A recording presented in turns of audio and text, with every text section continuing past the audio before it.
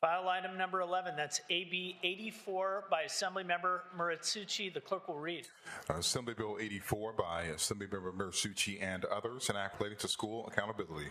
Assemblymember Muratsuchi, you are recognized. Thank you very much, Mr. Speaker. Members, I rise to present Assembly Bill 84, a bill to strengthen charter school oversight and accountability, to crack down on charter schools engaging in fraud and abuse of taxpayer dollars, to enrich charter school operators. Let me first of all acknowledge what I've heard through my conversations with many of you on the floor, as well as from many of my conversations with charter school parents.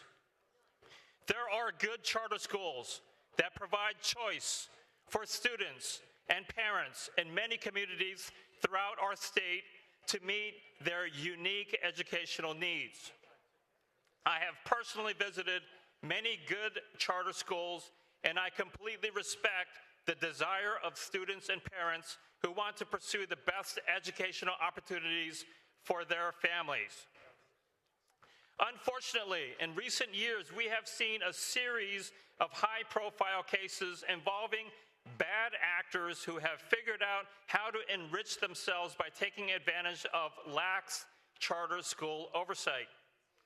In 2021, the operators of the A3 Charter School Network, based in San Diego County, were criminally convicted and sentenced to prison for defrauding California taxpayers of over $400 million of K-12 public education dollars.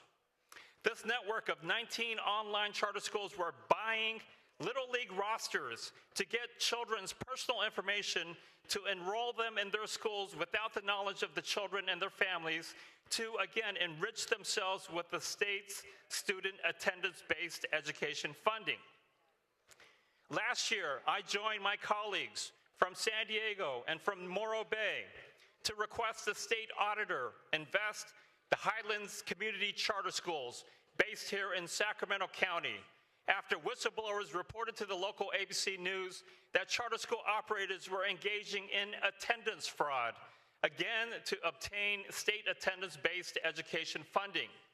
The state auditor is currently investigating the allegations of the use of public education funds for luxury staff trips to Europe and Hawaii, luxury gifts like iPhones for students and staff, and hundreds and thousands of dollars in bonuses given to school staff. And just last week, the San Diego Union Tribune reported that the elite academic academy charter schools, which serves just 1,800 mostly homeschool students, have been paying millions of dollars a year to a corporation created by the elite academy's founder, where the corporation's sole source of revenue are the elite charter schools, and the corporation employs family members with salaries in the hundreds of thousands of dollars. Like many homeschool charters, Elite also provides every student up to $3,700 in vouchers using Proposition 98 public education dollars, where these vouchers are being spent on religious and private school tuition, tickets to Dodgers and Padres baseball games, tickets to Universal Studios, Knott's Berry Farm, and ski resorts. Following these scandals, the state imposed a moratorium on so-called non-classroom-based charters and tasked the Legislative Analyst's Office and the Fiscal Crisis Management Assistance Team, or FCMAT, the state's school fiscal oversight agency, to make recommendations on strengthening charter school oversight. The state controller also convened a task force to make recommendations toward the same goal. This bill seeks to codify the recommendations made by the LAO, FCMAT, and the state controller. I have had the opportunity to discuss this bill with many of you, and my staff and I have met at least 6 times with the opposition. And I wanted to acknowledge what I have heard from many of you on this floor, which is that we all want to crack down on the fraud and abuse of tax dollars, but we also don't want the unintended consequences of hurting good charter schools. Charter schools that are using public education dollars responsibly to deliver real, meaningful educational services and programs for the students. To this end, I have taken significant amendments already to address 3 of the top 3 concerns identified by the Charter School Association. The amendments are: 1, to delete the proposed up to 30% reduction in funding for virtual education programs and to go back to the existing funding formula and process. That's what most of us have been hearing about. 2, to delete the proposed increase on charter oversight fees and to go back to the existing 1% cap on oversight fees. And 3, to delete the proposed requirement for charter school administrators and school counselors to hold an appropriate education credential. Now, let me make this clear. This bill is still a work in progress.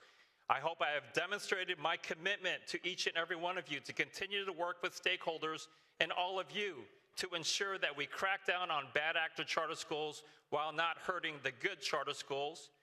I have committed to the member from San Mateo to delete the provisions related to school district receiverships.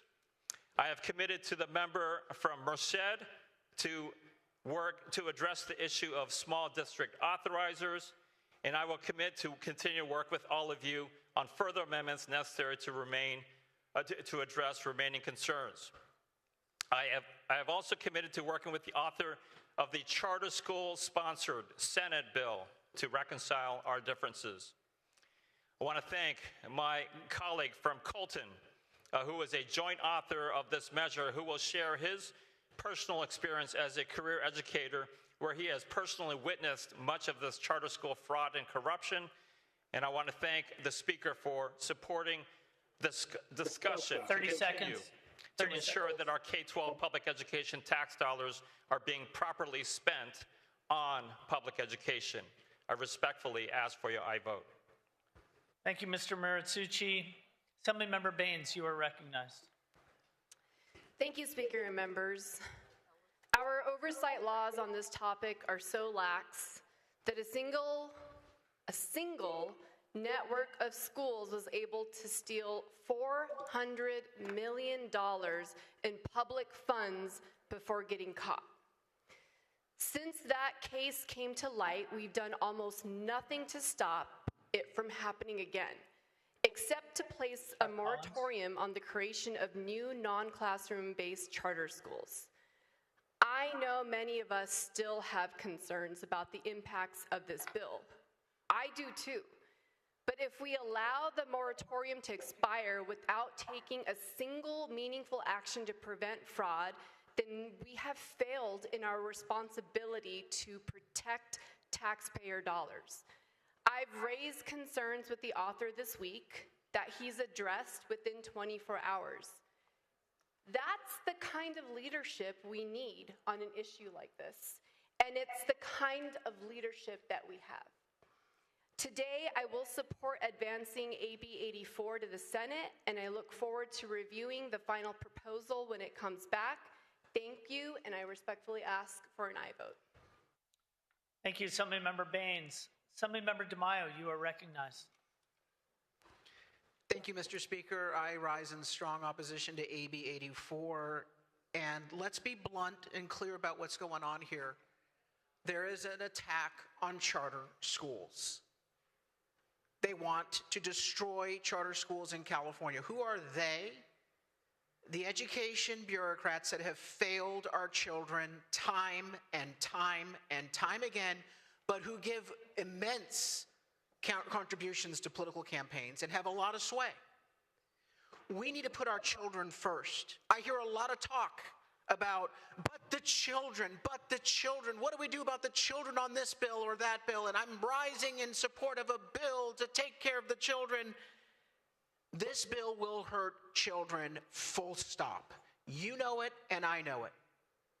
How many children? I'm going to give you the figure. 725,693 children enrolled today in charter schools will be hurt by this bill. And the sinister agenda that is behind this bill. Why the attack on charter schools? Well, isn't it obvious? The failed education bureaucracy doesn't like to be embarrassed by better competition. Charter schools are innovators.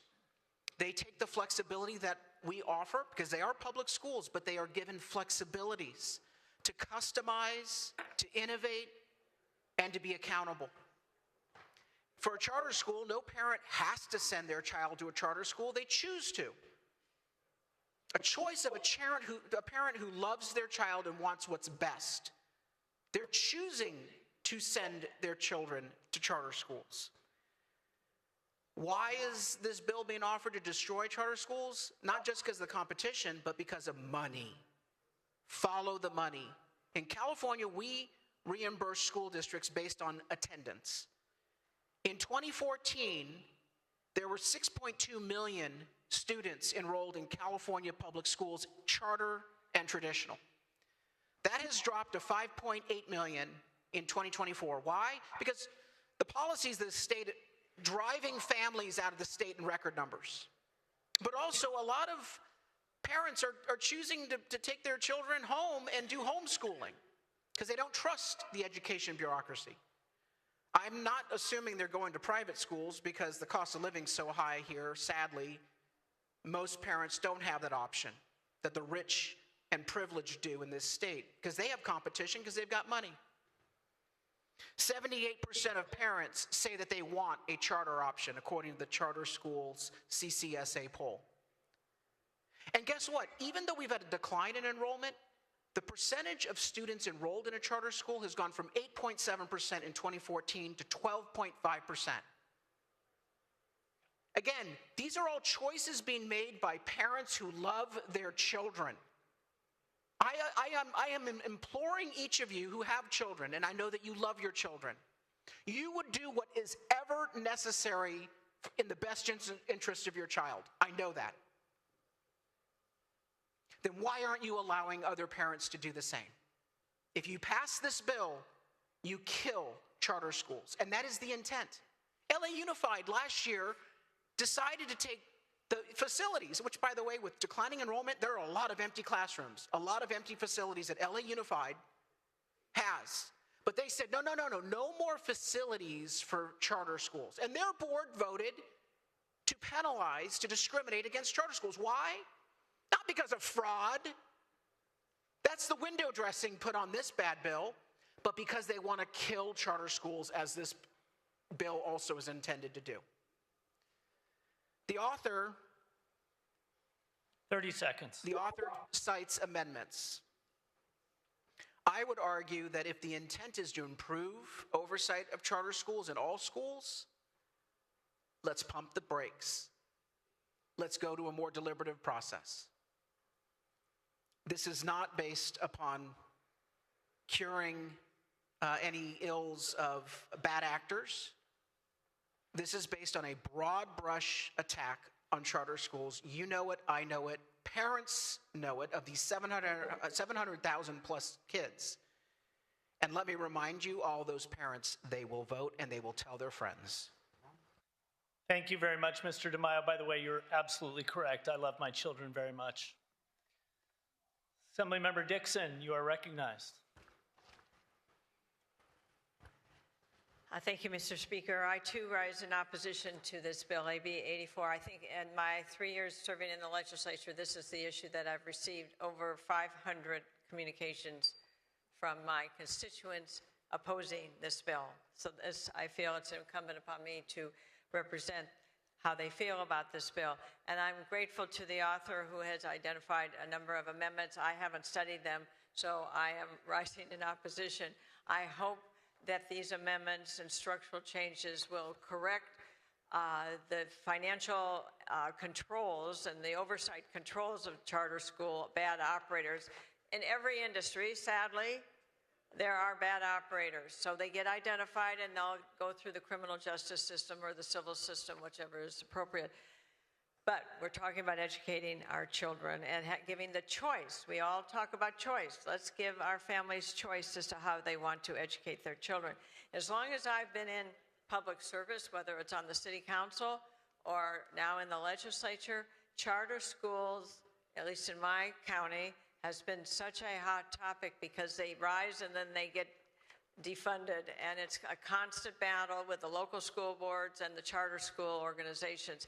And I've never really understood why, because I see and hear so many fine reports of these outstanding curriculums and children prospering and learning and excelling in their studies in charter schools. So I guess it is a competitive issue, certainly with the public schools. But I understand this bill is incredibly broad, specifically targeting non-classroom based charter schools and impacting local control. Let the local school boards deal with this. Again, I probably sound like an echo, is why does the state have to always get involved in these issues? We have local school boards in every county in California. Why is it that we have to get involved? Stakeholders, and I do agree that the study, the recent recommendations from the LAO, in addition to those provided by the State Controller's Task Force, would indeed strengthen non-classroom based charter schools. Like any oversight committee, there are always things to make things work better. I advocate for that all the time. However, this bill goes well beyond implementing their basic suggestions to the effect that charter schools will all but cease to exist. Quite simply, this bill will remove educational opportunities for children and prevent competitive alternatives to public education. And education, as we all know, and we hear this said on the floor constantly, it's the greatest equalizer we have to ensure all Californians can truly live the American dream, and freedom to choose rings hollow in this bill. And this bill, I believe, is detrimental to children across the state and the 700,000 children who are currently enrolled in charter schools, and will deprive the families of providing for their children with the best educational opportunity available to them, and will eliminate educational resources for many students, especially those with special needs. When I hear about the academic accomplishments at charter schools, not in my area. I read a lot about this. The LA Times covers this a lot with the charter schools in Los Angeles.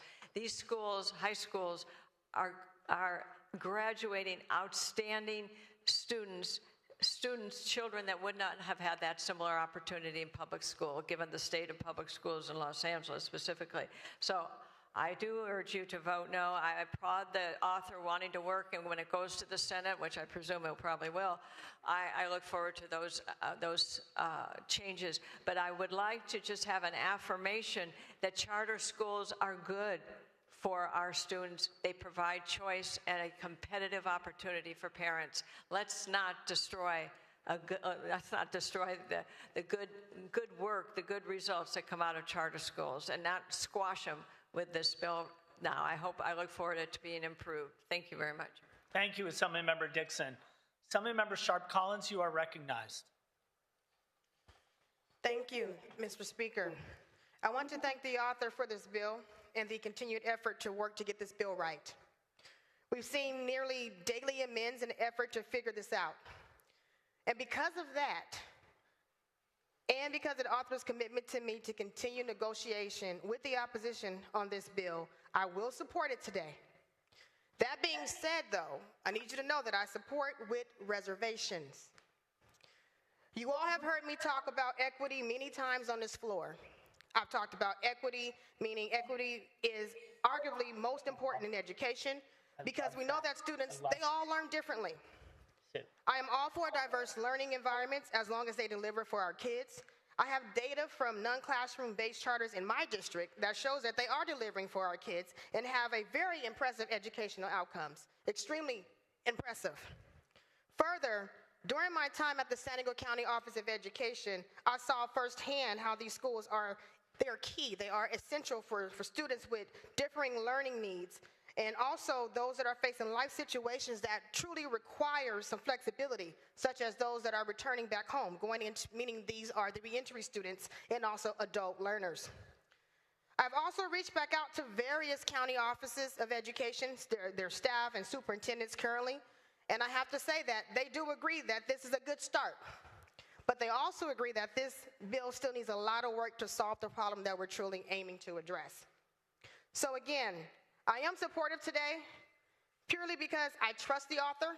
to keep working on this issue and that he will bring back a bill that works for my district and the diverse learners. Because I'm telling you, I've gotten hundreds of calls, so many calls.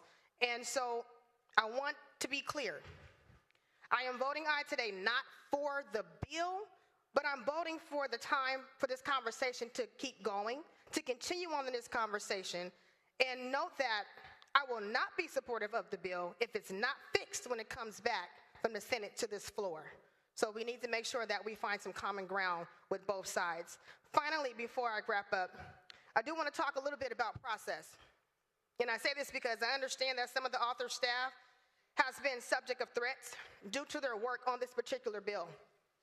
So when I hear about someone being threatened behind working on a bill, it's imperative that I speak up about that.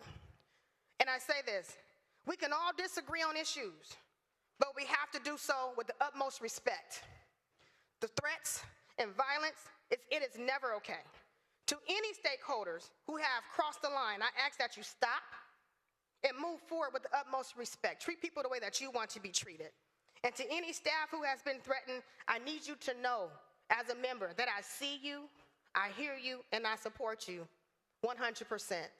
I hope that this resonates with everybody who's working on this bill or any other bill that's coming forward. Let's agree to disagree, but let's do it with the utmost respect. Thank you.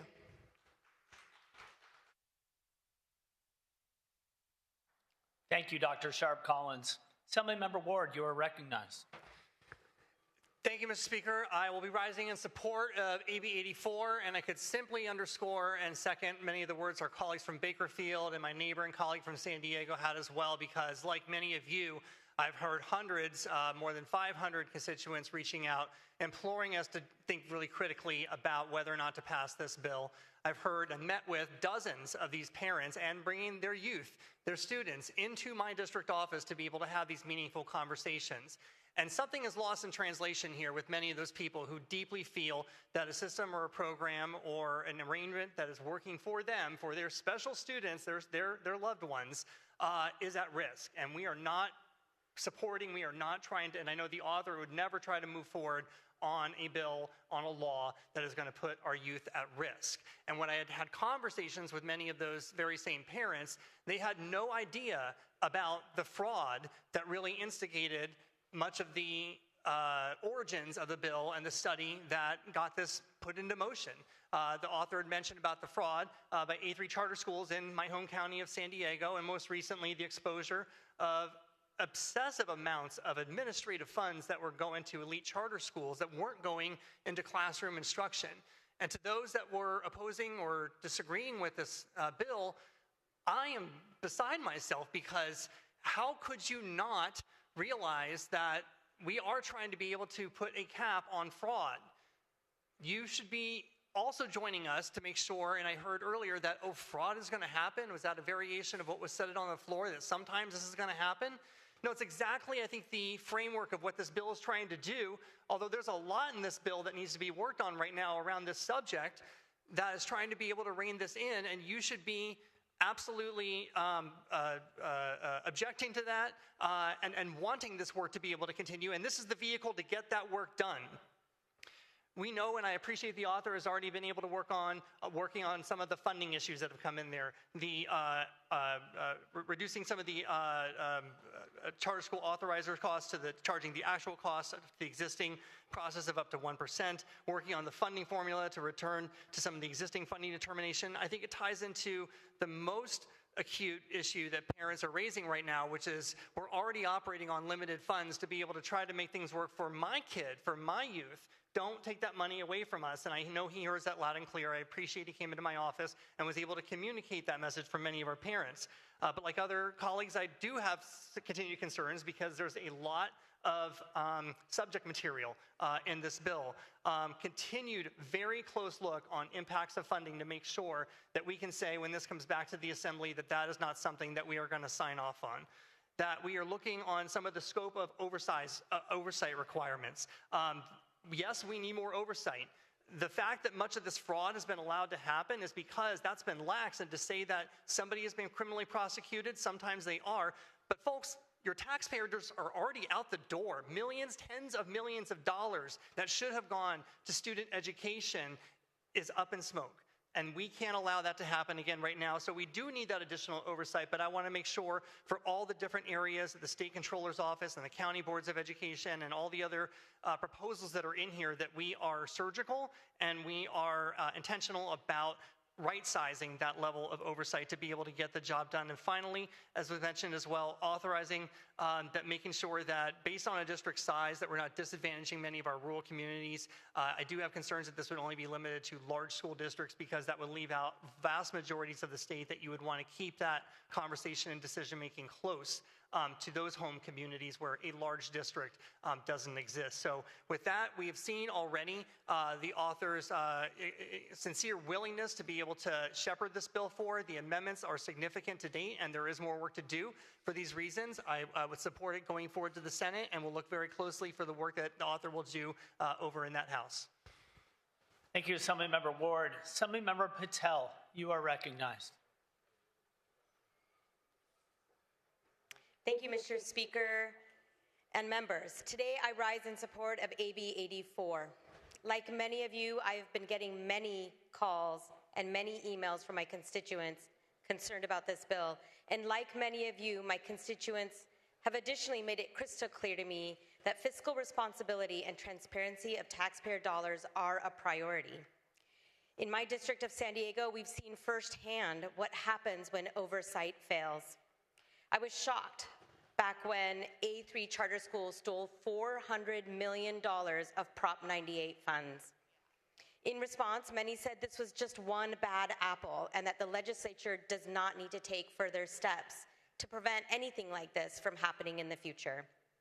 But then, just a few weeks ago, another charter serving students in my district, named Elite Charter Schools, was found to be redirecting funds to administrators by creating fraudulent contracts through a shell company.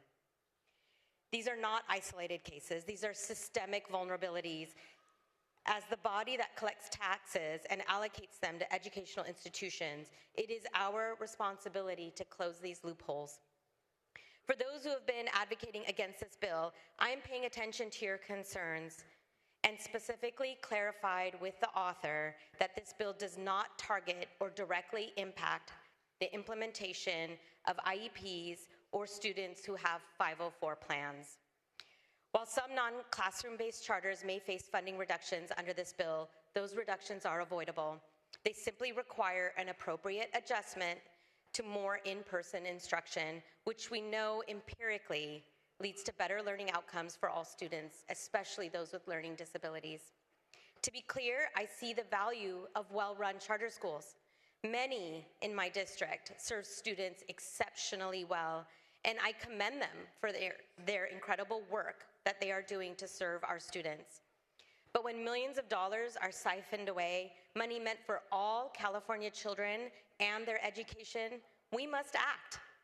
AB 84 ensures public funds serve public purposes. It strengthens transparency. It ensures that our students, no matter their school model, are meeting and exceeding California's standards. I also want to acknowledge that the author has taken concerns from the opposition and has taken concerns seriously from the opposition and made amendments and continues to work with them to make sure we get this right. The changes that he's taken address some of the primary concerns that were brought to the author in our committee hearing, including some of the changes to fee structures. And I appreciate my colleague from Torrance for listening and addressing those concerns.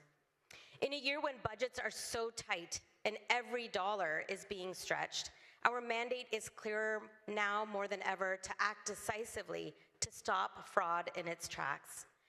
And while I do have some lingering concerns, as expressed by my colleagues from San Diego, today I respectfully ask for your aye vote so that we can continue to address this important matter. Thank you. Thank you, Assemblymember Patel. Assemblymember Ellis, you are recognized. Mr. Speaker, members, charter schools are fundamental to the success of our students here in California. In my county, Kern County, 12% of public school students attend charter schools. This allows families to have access to personalized and flexible programs that give our kids the opportunity to study outside of traditional classroom and learn at a pace that works best for them. Many of these programs help students with much needed career pathways in agribusiness, energy, trade, science, and technology. AB 84's restrictions will stifle innovation and punish schools that significantly outperform local school districts in math and reading. We've got enough rules already. Let's focus on supporting our students, not tearing down what's good. I too have had hundreds of calls. You have hundreds of calls. You've had hundreds of calls. Everyone in this room has had hundreds of calls. And we have many, many amendments. I'm stifled that something has to have so many amendments, and why is it even here?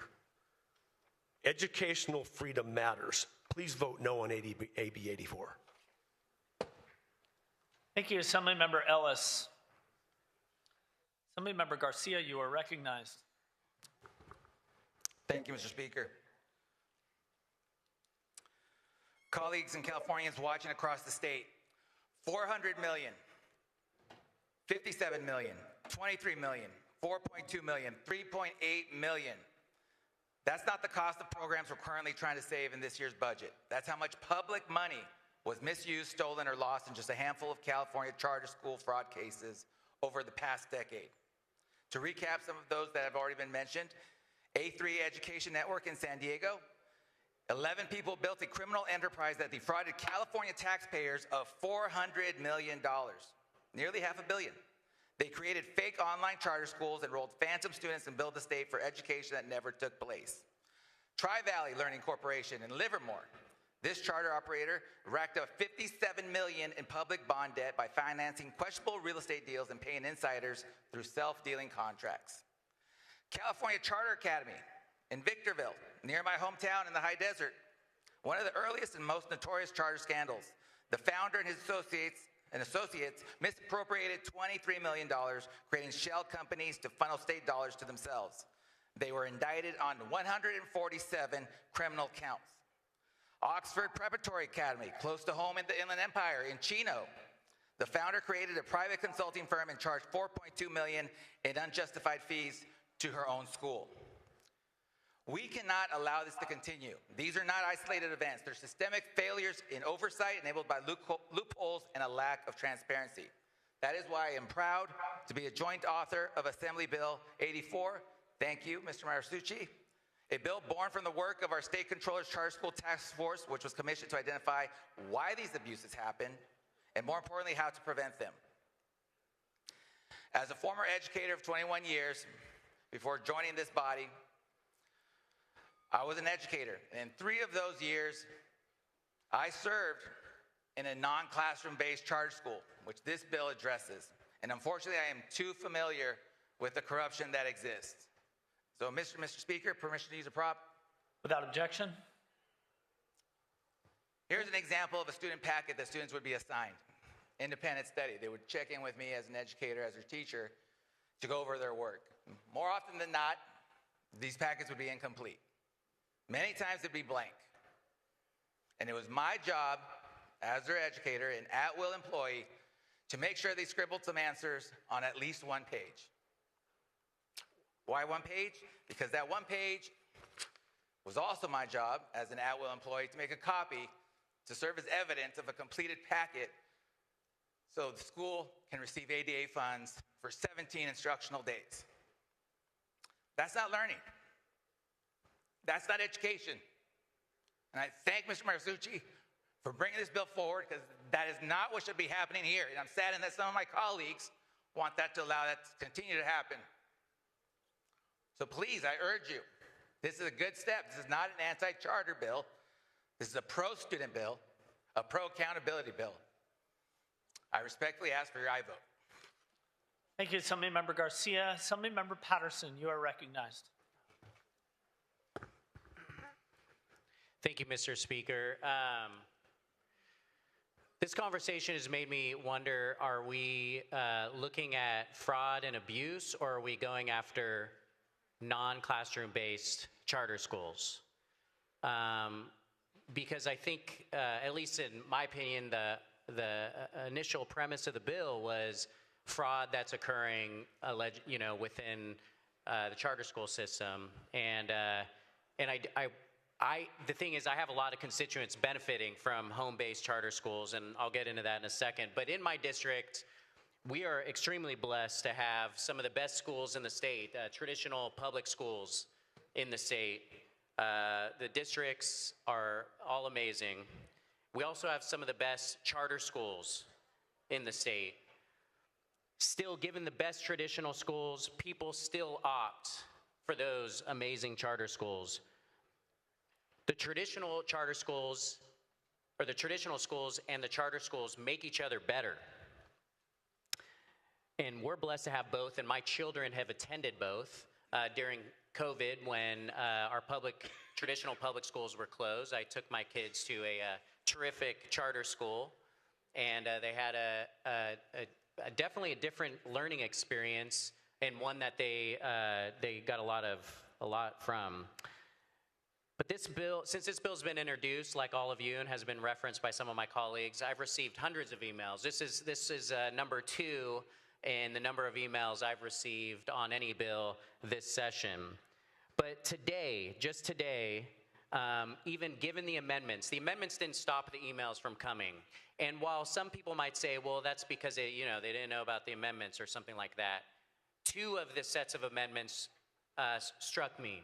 One of them was 2 of the letters, really, obviously they knew about the amendments. One of them was from a group of superintendents and executive directors of charter schools in my district. They don't feel comforted by the amendments that were taken. They still have serious concerns about the operations of their charter schools, and these are amazing charter schools. You can look them up. One of them, which is, by the way, has a large non-classroom-based student population.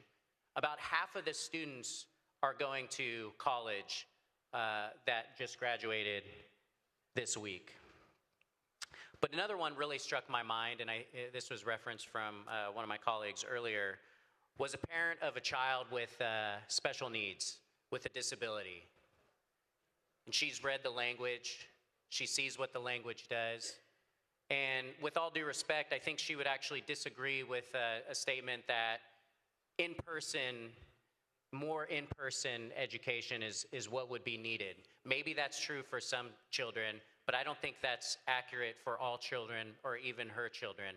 But she benefits based on the needs of her child from having a remote option for her child to attend and her child to thrive. And this bill is scaring those parents. And they've read the language, and they don't think that the opportunities that they have now are going to exist under this measure. So I think we all agree. I've heard some of the cases, some of the charter schools. If we start listing, by the way, any government agency, waste, fraud, and abuse that occurs in the state, we could be here all day. I agree there is probably some abuse, and there have been identified horrendous cases that have happened throughout the state, and we should be there to regulate, just like we try to do that with all waste, fraud, and abuse that happens in this state. Billions of dollars that we know have been wasted in this state. 30 seconds. And I'm not talking about conspiracies or anything like that. We know that this money has gone out, and we've had investigations as a result. But this is not the vehicle to do that. There is a vehicle in the Senate already that instills less fear on the charter schools and would bring accountability to ensure that the fraud is not occurring. We do need to eliminate that in every government agency. But this is going to take options away from our students that are best for those students to thrive in the state. With that, I ask for a no vote. Thank you, Mr. Patterson. Assemblymember Hadwick, you are recognized. Thank you, Mr. Speaker. It's with the utmost respect to my colleague of Torrance that I rise today in opposition of Assembly Bill 84. I understand and appreciate the intent behind this legislation. There are without question bad actors in every sector, and we must have strong, fair policies to ensure accountability. However, even with the amendments, this bill overreaches and ends up penalizing schools that are acting in good faith and providing critical services to students who need them most. My district is unique. It spans 11 counties and 27,000 square miles, nearly 20% of the entire state. In many of my rural communities, transportation is limited or simply unavailable. Harsh winters and high elevation passes often isolate entire regions in winter months. For families in these areas, access to education can mean traveling more than 100 miles one way. That's why there are 37 charter schools in my district serving students who would otherwise fall through the cracks in the traditional public school system. These schools exist because conventional options simply cannot meet the unique needs of our rural students. Many face transportation difficulties, medical conditions, disabilities, or simply thrive only in non-traditional learning environments. Non-classroom-based charter schools offer tailored educational models that meet students where they are. As someone who served nearly 5 years as board president of a local charter school and who had the opportunity to homeschool my own children during that time, I've seen firsthand the transformative power of these institutions. These schools are not just filling gaps in my district, they are excelling. Many students graduate not only with their high school diploma, but with AA degrees, ready to enter the workforce and higher education. AB 84 would significantly cut funding for these schools, undermining educational opportunities and access across my district. We already have no CSU or UC presence in my 11 counties. We have 4 counties that don't even have a community college, and now this bill threatens to remove K through 12 options that are holding our communities together. According to Public Policy Institute of California, my district is losing families and businesses at double the rate of urban areas. Our small towns are being hollowed out, largely because families are forced to leave in search of educational opportunities that no longer exist locally. We cannot continue to pass legislation that makes rural life unsustainable. This is not just a policy disagreement, it's a lifeline issue for my district. AB 84 threatens to dismantle the only viable educational options available to thousands of students in rural California. Those aren't theoretical consequences, they are real, immediately, and deeply personal to the families I represent. Stripping these resources would not just hinder access, it would erase it. For the students with no traditional pathway, for the families barely holding on, and for the communities fighting every day to survive and stay connected to opportunity. Let's ensure that every student in California, no matter where their zip code is, has access to the education they deserve. We talk about equity in this building almost every day, but if this bill passes, entire areas in my district won't survive. That's not equity for all, that's abandonment. And I cannot stay silent while my communities are left behind. I urge you to stand with them and vote no, or at the very least lay off on AB 84. Thank you, Assemblymember Hadwick. Assemblymember Bonta, you are recognized. Good morning, afternoon, members. I stand in support of AB 84. I rise today because we need to make sure that we're providing critical resources, public dollars, and protecting them from fraud, and to ensure transparency and accountability in our education system. You know, we had an opportunity to really look at the abuses that were happening in non-classroom-based charters, and I want to make clear that what we are talking about is non-classroom-based charters. We often get derailed in our conversations when we talk completely about the charter school systems. In my district, we have public charter schools, we have traditional schools, and they are all vitally important. But I want to thank my colleague from Rancho Cucamonga who had the courage to be able to stand up and talk about what his experience was in a non-classroom-based charter. Let's get specific about what that is. And let's recognize that our colleague from Torrance has put forward a measure that will allow us to ensure that every public dollar spent is for the purpose of serving every student in the needs that they have.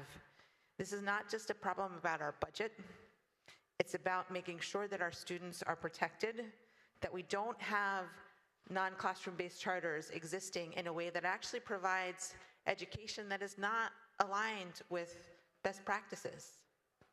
We can't have that, certainly not today, not ever.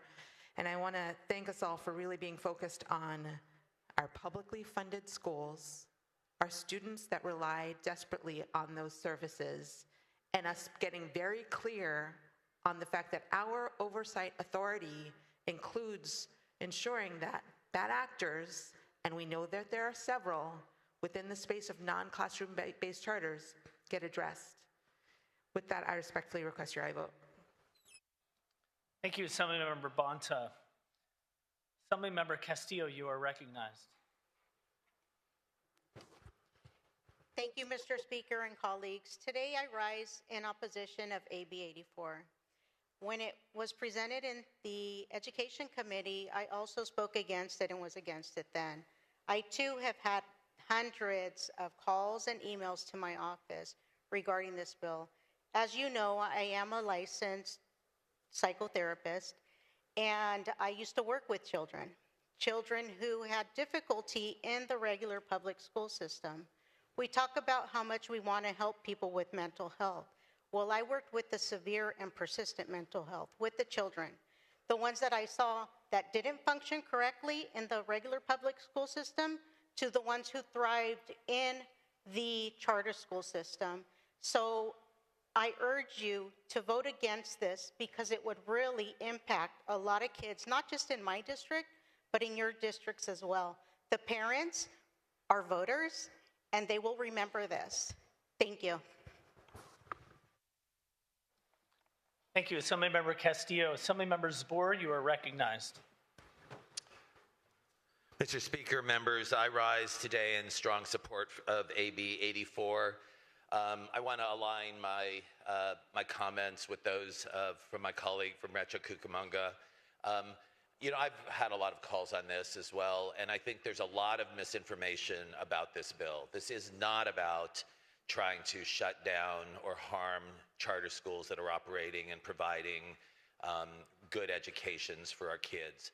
This is about going after and making sure we have oversight over unscrupulous, fraudulent operators who search the state for school boards that have less capacity to provide oversight over these schools, and they basically are committing fraud by siphoning money away from all of our kids. This is not about taking money away from kids who need service in rural areas. It's about making sure that the public funds that we have are going to educating our kids in rural areas and in urban areas and in suburban areas.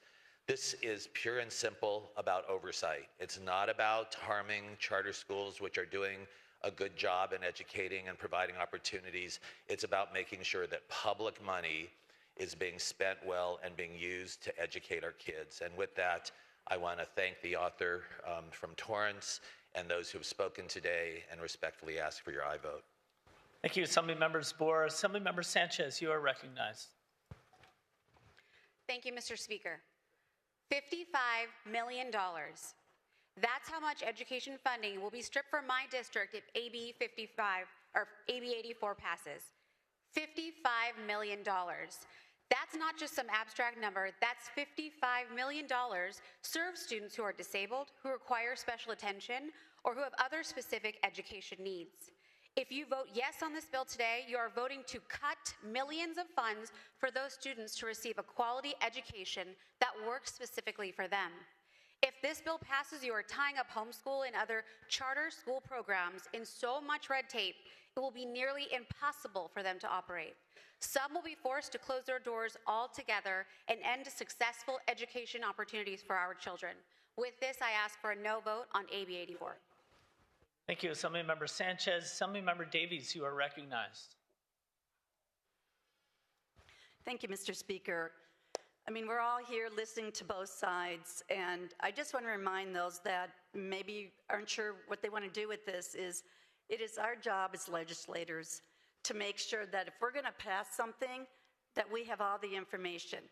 We need to have bills that are set, ready to go here. Not, let's send them over and we'll see how it does, and then if it comes back, if it doesn't do what it's supposed to do, I won't support it. That's not good enough.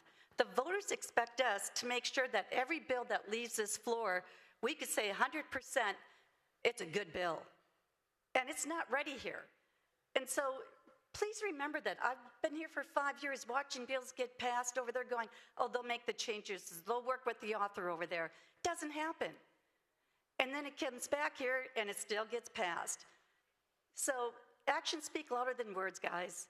we need to make sure if we're going to pass something that all of these concerns have been addressed.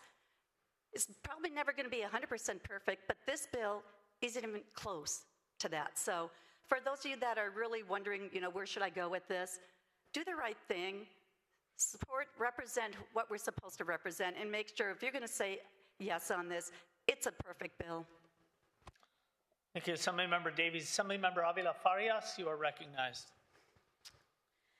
Thank you, Mr. Speaker and colleagues. Like many of you, my district is home to a number of law-abiding charter schools, serving thousands of students and families. My office has received a number of calls and emails from parents in my district very concerned of what this legislature is doing. I'm voicing their concerns and this bill that jeopardizes their children's education. I support the author's intent to strengthen the charter school oversight, but this bill in its current form still presents real challenges and overall threatens the model on how charter schools operate. I applaud him for diligently trying to work with the opposition to address the core issues that this bill intends to address. I strongly urge continued conversations and consider the provisions that will root out bad apples, but let's not chop down the tree. Thank you, Assemblymember Avila Farias. Assemblymember Schiavo, you are recognized. Thank you, Mr. Speaker and members. Over the past week, I've also, like many of you have mentioned today, listened closely to constituents and met with parents, charter school leaders, educators, and those, really interested in this issue to make sure we really understand AB 84. Given what I've heard, I've made sure that those voices were brought directly to the author, and I want to thank the author for his continued work on this bill and the improvements that he's made, which really address the top 3 issues that constituents brought to me around cuts to funding, fees, and certification of vendors and educators working with their children. AB 84, as we know, as we've heard today, went through several rounds of amendments and responded directly to those concerns. And with those key concerns addressed, I'll be supporting the bill today to move it forward because, as the author stated, it's still a work in progress with additional commitments to make improvements in the Senate. And I also believe in the aim of the bill, that it reflects our shared values of accountability, transparency, and protecting taxpayer dollars so they truly benefit students. We all want our kids to get the education they deserve, not to see those funds exploited by bad actors. We need systems in place to stop fraud before it happens, and we need schools that welcome and support all kids, no matter their learning style or needs. So this is not the final vote, as we know, for AB 84. It's going to make its way through the Senate, and we'll be back here after amendments for final approval. But I want to be clear, I heard concerns from our district, and after these changes being made to address those concerns, I also heard that we need stronger oversight and transparency when public dollars are used to educate our kids. Unfortunately, we've seen devastating examples of waste, fraud, and abuse, which there's a lot of talk about these days, where tens of millions of dollars have been spent supporting students and simply disappearing or going to massive administrators' salaries or mysterious organizations. In the end, children and families are the ones who are hurt. As charter schools grow nationally, we know both meaningful options for families where all kids can find the right educational environment to thrive and strong safeguards with adequate transparency and accountability are necessary. Everyone who's reached out and shared their concerns also shared the same desire that we have to provide quality, safe education for all children. Oversight is about responsibility and accountability. We can't allow bad actors to hide behind the good intentions of the charter school model that aspires to innovate and meet kids where they are. We must not let flexibility become the cover for fraud or innovation an excuse for neglect. As this process moves forward, I want to continue listening to parents, educators, and our community, and I'll continue to bring those concerns forward to the author to make sure that we can address those and see where this bill is before a final vote. I know everyone who's supporting this bill today has a top priority of supporting our students, whether in public schools or charter schools. And we've supported safety and making sure that there are resources for students to thrive. I'm deeply grateful to all the parents and educators who've reached out and believe that everyone's voices has made this a better bill. And so I support AB 84 today. Thank you. Thank you, Assemblymember Chalvo. Assemblymember Tongipa, you are recognized. Thank you, and I too rise in current opposition. I was listening very diligently to the author's statements, and I share the same regard. $400 million of waste is something that we all should prioritize and take action on. I truly, truly agree that there are things that need to be done when that happens.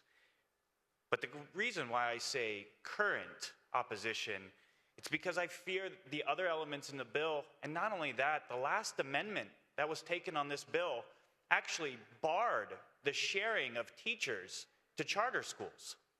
What does that have to do with finding $400 million of waste? It also put charter schools in a non-funding category for the state. That is painting with a broad brush. And it's those amendments that really give me rise to concern, because as we're all really focused on taking on the fraud, waste, and abuse that is happening, that $400 million of action should be taken, that we should prioritize that, I truly fear that those last amendments truly state where this bill is. And what we've heard today is a 180-degree shift, and it's something that we haven't even seen yet. So I would ask the author to make it a 2-year bill. Let's all join on together. And I say, with whatever happens today too, I'd commit to the author as well. If we can find a solution that really handles the $400 million of abuse, that really demonizes a lot of the charter schools when we paint with this broad brush, if there is a solution that we can find, I look forward to working with the author. But I also think about the comments made by the Assembly member from Orange County and the Assembly member birthday woman, San Diego. And I talked about a lot of the charter schools that are near and dear and important to me. Charter schools give some amazing students. They lead to amazing future. And I say that as the first charter school graduate elected here in the state of California. That the charter school, Westside Preparatory, Eastside Campus, gave me an opportunity to break through the molds of our community. I grew up in one of the most disadvantaged communities in the state of California. That when we shut down McClellan Air Force Base, we lost hundreds of thousands of people, and it destroyed our system. And I remember getting on the bus when I first started, and I would look, and it said Rio Linda Unified School District, and the other one said Grant. But our school district lost so much money that it became Twin Rivers Unified. This charter school gave me an opportunity to mold, to shape my education, and I can tell you this for a fact. That charter school is part of the reason why I'm here today. It is part of the reason why I was able to get and find my passion for football, to earn a chance to go and play and to graduate from college, because that school put me on track.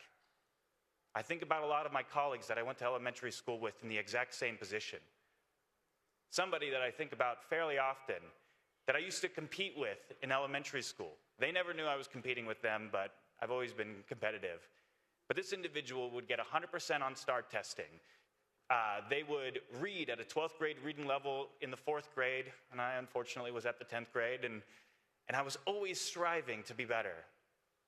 But when it came to 6th grade, after competing this entire elementary school period, they decided to go to our local middle school, which didn't have the best track record, which didn't have a lot of the resources in place, and there were a lot of us that decided to go to Eastside campus.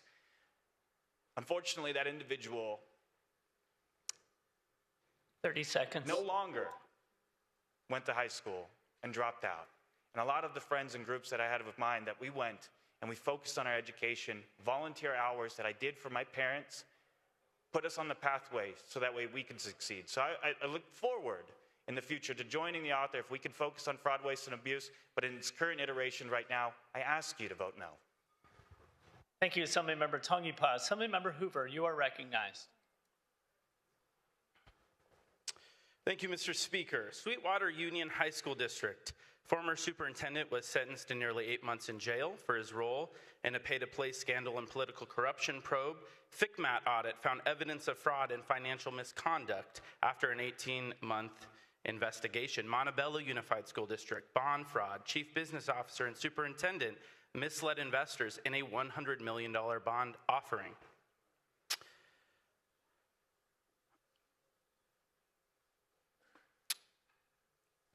I would actually like to speak to the merits of this bill and not read the 9 scandals that have rocked traditional public school districts and not charter public schools. But I think the point is pretty clear that everyone in this room cares about accountability. And I actually agree with my colleague from Torrance that there should be a bill passed in order to get at that accountability, specifically for the bad apples in the charter school community. As of right now, we actually have a vehicle to do that. And what the author of this bill failed to mention is that that's what SB 414, which by the way is now in our House, that received bipartisan in the Senate this week, actually does. Unfortunately, this bill does a number of other things in addition to providing accountability. And in doing so, hurts students. Number one, it makes it easier to again, this has been a trend in this legislature, to deny charter petitions. It cuts funding that will hurt kids. My colleague mentioned how it will impact her district. My district alone will lose $39 million as a result of this legislation. It restricts charter schools in rural communities, the ability to approve charter schools, as my colleague spoke to earlier from a rural community. And let's also talk about why people are choosing charter schools in the first place. California has one of the worst achievement gaps in the entire country. Our English language learner proficiency percentage in California is 66%, already a dramatically low number in my opinion. But for low-income students, that number drops to 37%. Our math proficiency percentage in California is a mere 55%. For low-income students, it is 25%. So who is this bill going to hurt? 53% of current charter school students in the state of California are Black and Latino students. This bill is going to harm so many students in my community, in your community, and across the state. And it really it saddens me today as a parent, as a charter parent. I've actually, similar to my colleague from Placer, I've had kids go to charter schools. I have a kid right now enrolled in a charter school and in a traditional public school. I myself was a homeschool student. Educational options are critical for Californians, and parents should have the right to choose the educational option that works best. But here is the reality when my colleague brought this bill to the Education Committee that continues to sadden me. It is that if you have means, you have school choice. If you have means, you have the ability to either purchase a home in a neighborhood with a fantastic performing traditional public school, or you have the means to send your child to a private school and pay tuition for that student. But if you don't have the means, you are simply stuck in whatever district that you can afford to live. Now, for some folks, that's okay. For others, they are forced to go to a traditional public school that is not serving the needs of their child.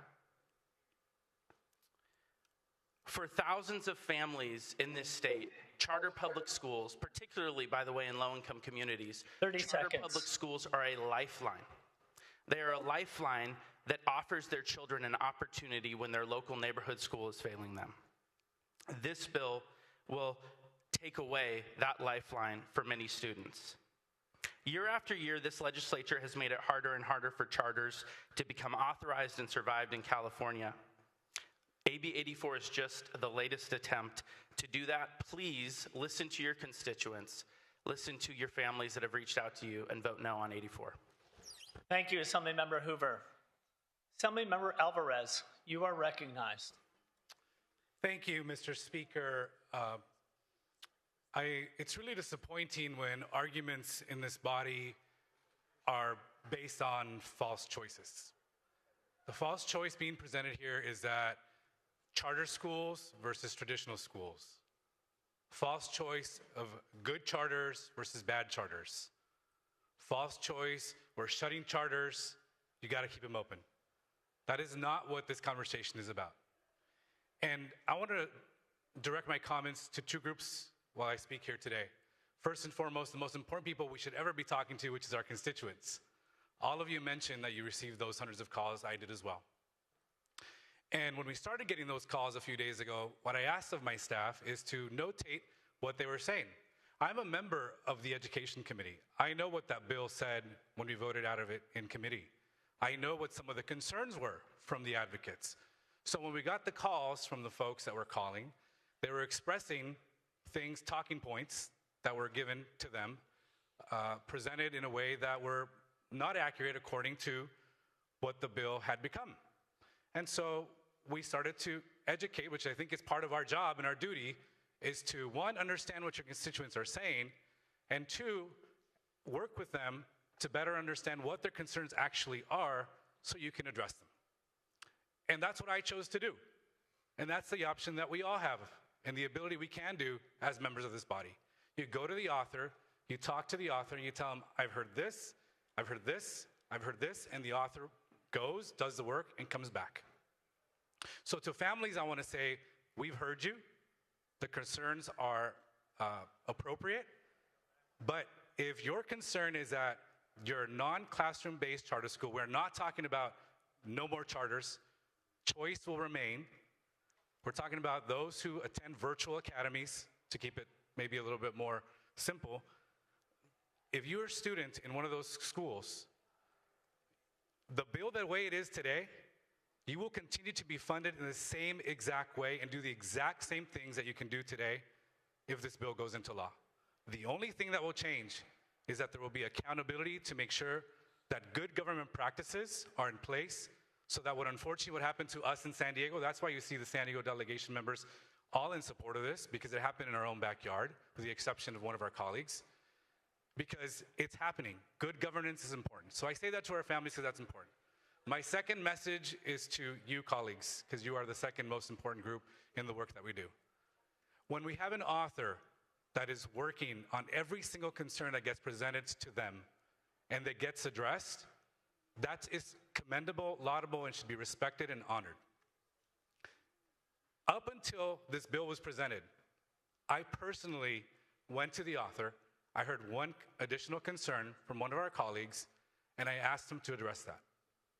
And he has committed to doing so. If you have specific concerns, your opportunity to go to the author and speak to him has come and now is gone, because we're about to close this debate. So I ask you as members that in good faith, when authors are doing the work that we request and we expect of them, that we support them as they go on to the other house. And yes, there is another bill coming to us from the Senate, but this is our bill, the Assembly's bill, our voice, our vehicle in that house to make sure we do the right thing when it comes to this issue. So I ask you that as colleagues, that we work together and in good faith, and when someone's doing the right thing as one of our colleagues, that we support them. And again, when you have concerns, that you express them, and that if the author doesn't do and honor what they said they were going to do here, we all reserve the right, when it comes back, not to support that bill. I'm confident, because of the work that's been demonstrated to today, literally to this moment, from this author, from Torrance, our colleague from Torrance, that this will become the right bill, so that we have the good governance, the accountability, and that our charter schools that are doing the right work will continue to thrive and succeed. For that reason, I ask for your vote. Thank you. Thank you, Assemblymember Alvarez. Seeing and hearing no further debate, Assemblymember Maratsuchi, do you wish to close? Thank you very much. I will keep this short because I know we've all appreciated this lengthy debate, important debate, because we know we have all been hearing from passionate families, passionate parents in our communities. I just want to thank each and every one of you for sharing your concerns. Like our colleague from San Diego just said, I commit to each and every one of you, regardless of which side of the aisle, that I will listen to you and I will work with you to address all concerns. The goal and the intent is to focus on the bad actors, not to punish good charter schools.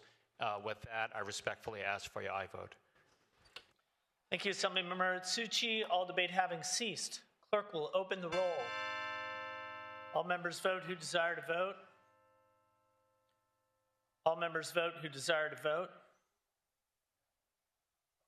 All members vote who desire to vote.